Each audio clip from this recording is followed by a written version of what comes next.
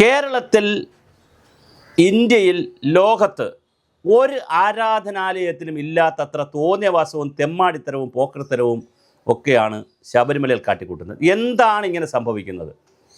ശബരിമല എന്ന് പറഞ്ഞാൽ ആളുകളുടെ ഒരു കറവ പശുവാണോ? അത് ദേവസ്വം ബോർഡായാലും ശരി, ഗവൺമെൻറ് ആയാലും ശരി, ശബരിമല എന്ന് കേൾക്കുമ്പോൾ കാലിളകും. അവിടെ പരിഷ്കാരങ്ങൾ നടപ്പിലാക്കണം, അവിടുത്തെ സ്വത്ത് അടിച്ചുകൊണ്ട് പോകണം, അവിടെ ആളുകൾ കൊണ്ടുവയ്ക്കുന്ന സ്വർണ്ണം അടിച്ചുകൊണ്ട് പോകണം. എന്തൊക്കെയാണ് ഇപ്പോൾ കേൾക്കുന്നത്? ഒരു പോറ്റി, ഇദ്ദേഹമൊക്കെ പോറ്റിയാണോ? പോറ്റി എന്നൊക്കെ പറഞ്ഞ് സമുദായത്തിൽ ജനിക്കുന്ന ഒരാൾ ഉണ്ണികൃഷ്ണൻ പോറ്റി എന്ന് പറഞ്ഞ് പേരിൻ്റെ കൂടെ പോറ്റിയൊക്കെ കളയേണ്ട സമയമായി. പോറ്റിമാരെന്നൊക്കെ പറഞ്ഞ ആരാണ്?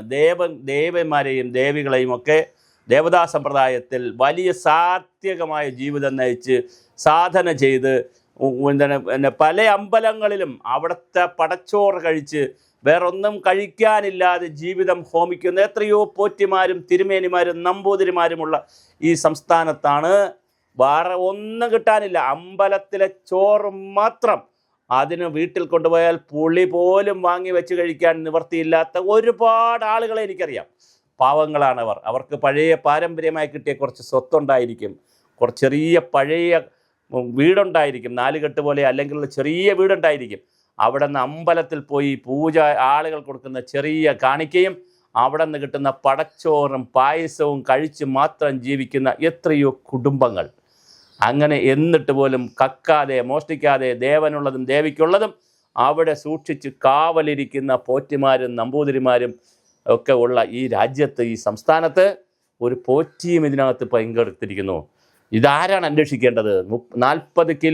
4 കിലോ സ്വർണത്തിൻ്റെ കഥയാണ് ഇവിടെ കേൾക്കുന്നത്. 49 പവൻ സ്വർണം കൊടുത്ത കഥ കേൾക്കുന്നു, സ്വർണം പൂശിയ കഥ കേൾക്കുന്നു. ഇന്ന് ദേവസ്വം ബോർഡിൻ്റെ പ്രസിഡന്റ് തന്നെ PS പ്രശാന്ത് തന്നെ വന്ന് പറഞ്ഞിരിക്കുന്നു, വളരെ കൃത്യമായി 1999 മുതൽ അപ്പോൾ 2024, 25, 26 വർഷത്തെ ശബരിമലയുടെ ചരിത്രവും അവിടുത്തെ കണക്കുകളും പരിശോധിക്കണമെന്ന് പറയുമ്പോൾ അതൊരു നീണ്ട രജിസ്റ്ററാണ്, നീണ്ട കണക്കാണ്. അവിടെ കിട്ടുന്ന പണം ചാക്കുകളിൽ കെട്ടിവെക്കുന്നതല്ലാതെ കണക്കെടുക്കുന്നില്ല എന്നാണ് പറയുന്നത്.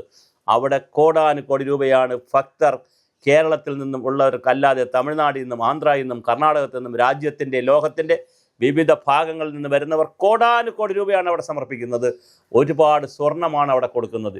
ഇത് ദേവനോടുള്ള സന്തോഷം കൊണ്ട് കൊടുക്കുന്നതാണ്. അവരുടെ ജീവിത കാര്യങ്ങൾ പലതും നേടുമ്പോൾ അവിടെ പോയി പ്രാർത്ഥിച്ച് അവിടെ പോയി സാധന ചെയ്ത് അവരുടെ കാര്യങ്ങൾ നേടുമ്പോൾ അവർ കൊടുക്കുന്ന ദക്ഷിണയാണത്. അതിനെ കക്കുന്നവരെ എന്തു പറയാൻ? ദേവസ്വം ബോർഡ് പ്രസിഡന്റുമാരെല്ലാം 1999 മുതൽ നാളെ വരെയുള്ള എല്ലാ പ്രസിഡന്റന്മാരും അതിന് ഉത്തരം പറയണം. G. സുധാകരൻ മന്ത്രി ഇപ്പോൾ വന്നിട്ടുണ്ട്. അദ്ദേഹത്തിൻ്റെ കാലയളവിൽ ഇത് നടന്നിട്ടില്ല എന്ന്, അതിന് മുമ്പേ ആണെന്ന്. ആരുടെ കാലയളവിലാണ് നടന്നതെങ്കിലും ശുദ്ധമായ തെമ്മാടിത്തരമെന്നല്ലാതെ മറ്റൊരു പദം ഉപയോഗിക്കാൻ കഴിയില്ല. ക്ഷേത്രവുമായി ബന്ധപ്പെട്ടതായതുകൊണ്ട് നമുക്ക് വാക്കുകൾക്ക് പരിമിതിയുണ്ട്. എന്തായാലും ചെയ്തിരിക്കുന്നത് വല്ലാത്തൊരു അവസ്ഥയാണ്, വളരെ കഷ്ടമാണ്. ഇതിന് നാഷണൽ ഇൻവെസ്റ്റിഗേഷൻ ഏജൻസി NIA അതുപോലെ ദേശീയ ഇൻകം ടാക്സിൻ്റെ ദേശീയ ഓഫീസർമാരോ, ഈ രാജ്യത്ത് ഏറ്റവും പ്രഗത്ഭരായിട്ടുള്ള കക്കാത്ത മോഷ്ടിക്കാത്ത മറ്റ് താല്പര്യങ്ങളില്ലാത്ത വൈകാരികതകളില്ലാത്ത അല്ലെങ്കിൽ ദൗർബല്യങ്ങളില്ലാത്ത മിടുക്കരായ ഇൻകം ടാക്സ് ഓഫീസർമാരെയും അതുപോലെ തന്നെ NIA ഉദ്യോഗസ്ഥരെയും അതുപോലെ തന്നെ രാജ്യത്തെ പ്രധാനപ്പെട്ട സ്ഥാപനങ്ങളുടെ ഇൻവെസ്റ്റിഗേഷൻ ഏജൻസികളുടെ ആദായ നികുതി വകുപ്പിൻ്റെയും എല്ലാവരുടെയും കൂടി വലിയൊരു കമ്മിറ്റി കേന്ദ്ര ഗവൺമെൻറ് ഉണ്ടാക്കി ഇത് അന്വേഷിക്കണം. കേരള ഗവൺമെൻറ്റും അതിന് സഹകരിക്കണം. ഇനി കേരള ഗവൺമെൻറ്റാണ് കമ്മിറ്റി ഉണ്ടാക്കുന്നതെങ്കിൽ വളരെ കൃത്യമായി റിട്ടയർഡ് ആയിട്ടുള്ള ജസ്റ്റിസോ അല്ലെങ്കിൽ സിസ്റ്റത്തിന് പുറത്തുള്ള ആരെങ്കിലും വെച്ചിട്ട് വലിയ കമ്മിറ്റി ഉണ്ടാക്കണം. എന്നിട്ടിത് പരിശോധിക്കണം. ജനങ്ങൾക്കറിയാൻ അവകാശമുണ്ട്, ഭക്തർക്കറിയാൻ അവകാശമുണ്ട്. ക്ഷേത്ര സ്വത്ത് കൊള്ളയടിച്ചുകൊണ്ട് പോകുന്നത് ആരാണ്? ഈ സ്വത്ത് കൊള്ളയടിച്ചത് എന്താണ്? അയ്യപ്പൻ്റെ അവിടെ സംഭവിച്ചത് എങ്ങനെ? ഇരുമ്പിൻ സ്വർണത്തിൽ കൊടുത്തിട്ടുള്ള പാളികൾ ചെമ്പ് പാളികളായി. ഇനി ചെമ്പ് പാളികളാണ് കൊടുത്തതെങ്കിൽ അത് അന്ന് എന്തുകൊണ്ട് രേഖപ്പെടുത്തിയിട്ടില്ല? എന്തുകൊണ്ട് മഹസർ എഴുതിയില്ല? എന്തുകൊണ്ട് ഈ അമ്പലത്തിൻ്റെ ക്യാമ്പസിൻ്റെ പ്രമൈസസിന് പുറത്ത് കൊണ്ടുപോകൂടാ എന്ന് പറഞ്ഞത് ആരാണ് പുറത്ത് കൊണ്ടുപോയത്? ഉണ്ണികൃഷ്ണൻ ആരാണ് അധികാരം കൊടുത്തത്? ഉണ്ണികൃഷ്ണൻ ആരുടെ ബിനാമിയാണ്? ഉണ്ണികൃഷ്ണൻ സംശയത്തിൻ്റെ നിഴലിലാണ്. വളരെ ഗൗരവമായി ഈ വിഷയങ്ങൾ പരിശോധിച്ചേ കഴിയൂ, അന്വേഷിച്ചേ കഴിയൂ. വേറെ ഒരു ന്യായവുമില്ല, അതിനകത്ത് ഒരു ന്യായത്തിന് സ്കോപ്പില്ല.